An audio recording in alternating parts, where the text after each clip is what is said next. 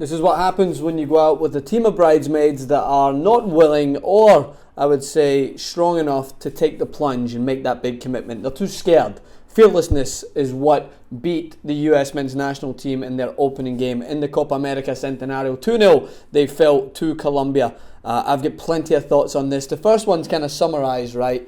The attitude of the US, especially their midfield. When you have Jermaine Jones, or AKAs, I was calling him on Twitter, Paul Pogba, coming off and throwing a hissy fit and throwing his toys out the pram because he was substituted. Reality check, mate. You are chasing shadows. You have no right to throw your toys out the pram. By the way, he's not the only one. Michael Bradley would have been hooked off with him as well. But as far as the US, it's just that complacency. They just feel like they're going out to try and make sure that they don't lose too badly, but then complain when substitutions are made to try and inspire some sort of attacking mentality. So that was a highlight. It gave me a little bit of a chuckle, I must say. The fact that Jermaine Jones was coming off as if he's Iniesta in the Champions League final. Come on. You are chasing shadows, not playing in his right position.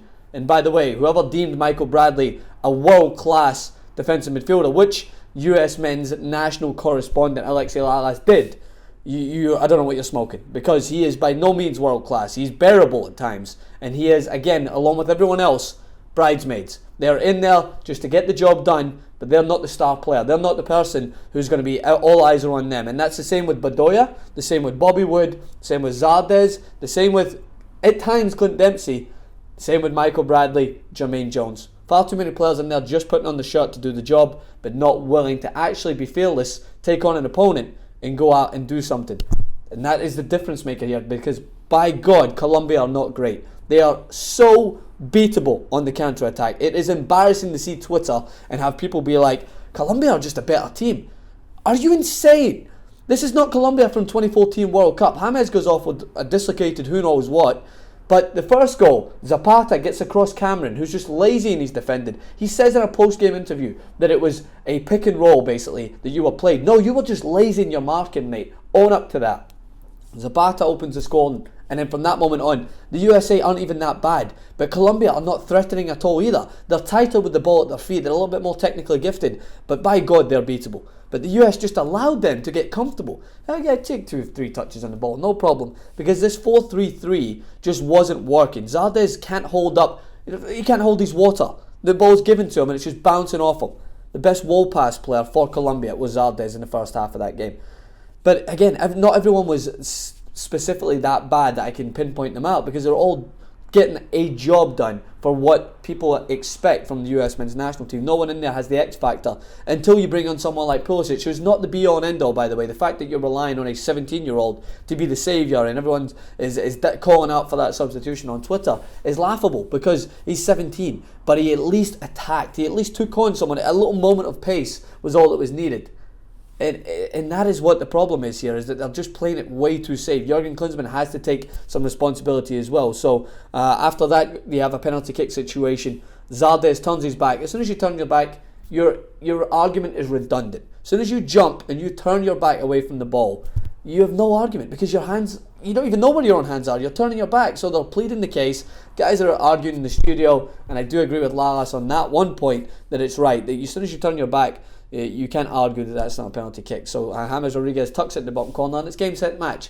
And then what happens in the second half? I just, at times I was watching the screen, and I hate to just hate on people, but you make it so easy for me.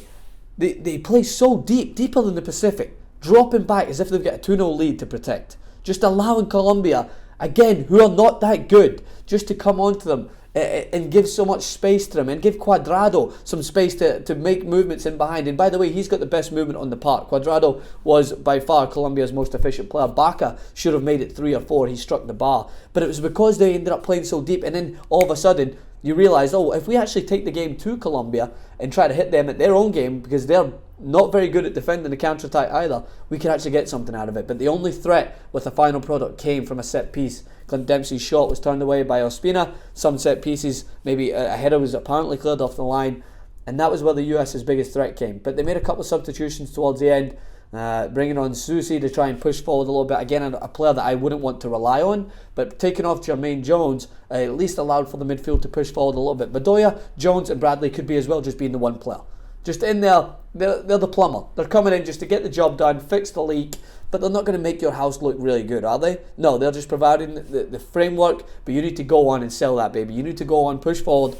I can't even use any more analogies, I'm running out of them. You just need someone in there to at least provide a little bit of an oomph, a little bit of an X factor to get you past that line and at least pose a question to the other team. It's not going to be Pulisic.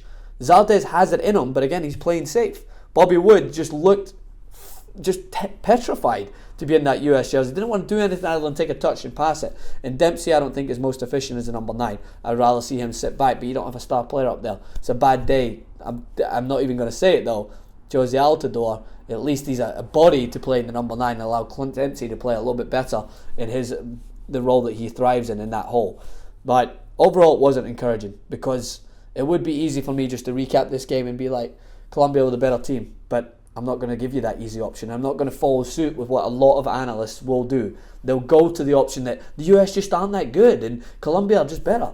No, that's the easy outlet, mate. I'm not going to give you that outlet. I'm going to say that the US has potential, but they just were scared.